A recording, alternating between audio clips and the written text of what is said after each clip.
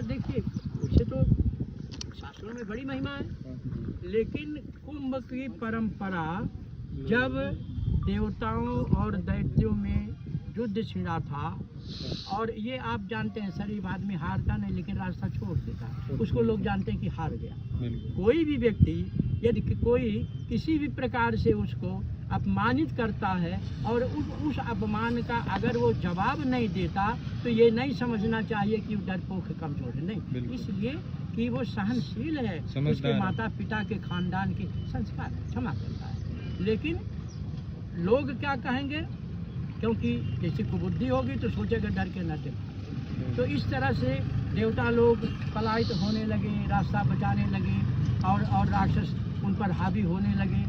फिर उसके लिए उपाय निकाला गया कि समुद्र का मंथन किया। तो समुद्र का मंथन किया जाएगा तो उससे अमृत निकलेगा, तो अमृत से देवता पी के अमर हो जाएंगे। इसलिए वो राक्षस उनके ऊपर कोई कोई किसी प्रकार की हानि नहीं पहुँचा। तो समुद्र का मंथन किया गया और मंथन करने के बाद 14 रत्न उसमें निकले, विष निकला।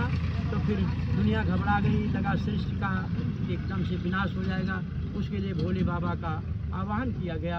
भोले बाबा जो है विष का पान किए संसार की रक्षा के लिए, और जब अमृत निकला तो राक्षस देवताओं से लड़ने लगे बंटवारा के लिए कि घमासान हो गया। तो उसके लिए रास्ता निकाला गया। भगवान विष्णु माता रानी का स्वरूप धारण करके यानी स्त्री का वितरण करने लगे। तो उसी समय जब राक्षस लोग उपद्रव करने लगे तो उस अमृत को लेकर के गरुड़ जी महाराज वहाँ से दूर हटने लगे। उसी समय जो है घड़ा हिला तो 3 बूंद अमृत गिरे 3 जगह, और 3 से ऐसा कहा गया कि उसका पात्र भी गिरा तो 5 जगह। तो उसी स्थान पर कुंभ लगता है। और संयोग देखिए कि उसी ग्रह दशा नक्षत्र समय महीने में ही इस प्रकार के कुछ चमत्कारिक परिवर्तन देखे जाते हैं उन स्थानों में, जिस पर प्रमाणित हो जाता है कि आज भी उस अमृत के कुछ अंश जो है साक्षात रूप में जल में पुनः ऊपर यानी इस सतह पर तैरने लगते हैं। और इसलिए लोग स्नान करते हैं, क्योंकि वह 3 बूंद अमृत का ये परंपरा है। 1 बूंद से मान लीजिए कोई अमर होगा, लेकिन 3 ताप हमारे हैं, 3 प्रकार के हमारे दुख हैं, दैहिक, दैविक और भौतिक।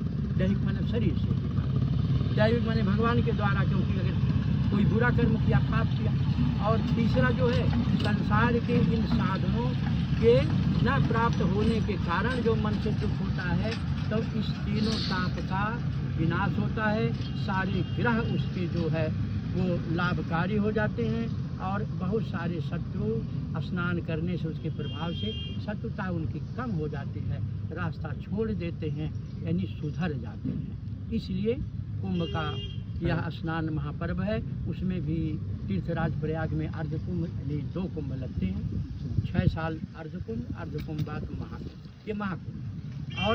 और स्थान पर जो है केवल कुंभ का ही स्नान होता है। हम आप लोगों के इस चैनल के माध्यम से समस्त भारतीय ही नहीं, संपूर्ण विश्व के सनातन धर्मियों को, हिंदू धर्मियों को, और इसके साथ साथ सारे मानव शरीरधारी सभी प्राणियों को जो अपना हित चाहते हैं, जो संसार का कल्याण चाहते हैं, जो न्याय के प्रेमी हैं, जो सेवा के प्रेमी हैं, जो संसार के सभी लोगों के खुश होने के प्रेमी हैं, सब लोगों को आमंत्रित करते हैं सादर। मैं जगत गुरु स्वामी ओंकारानंद सरस्वती ज्योतिर्मठ बद्रीनाथ से कि आप आके स्वयं इस कुंभ में स्नान करें और इस कुंभ का दर्शन करें। इस कुंभ में हमारे सभी शंकराचार्य, सभी धर्माचार्य, सभी जितने बड़े साधक और सारे भक्त लोगों का दर्शन करें, सबसे आशीर्वाद लें। आपका जीवन शुभ हो, मंगलमय हो, आपको धन धान संतान पद प्रतिष्ठा रक्षा सुरक्षा भगवान की कृपा सदा प्राप्त होती रहे। आपकी जय जयकार हो। इन्हीं शब्दों के साथ भारत माता की जय बोलते हुए सबको पुनः आशीर्वाद देते हुए वाणी को विराम देते हैं, निवेदन के साथ कि आप लोग पुनः आप पधारें इस महाकुंभ में और स्वयं इसकी अनुभूति करें, क्योंकि इसका वर्णन किया नहीं जा सकता जितना इसका महत्व है और जितना सब कुछ आने के बाद मिलता है। महाराज जी कितने स्नान होंगे इस कुंभ में?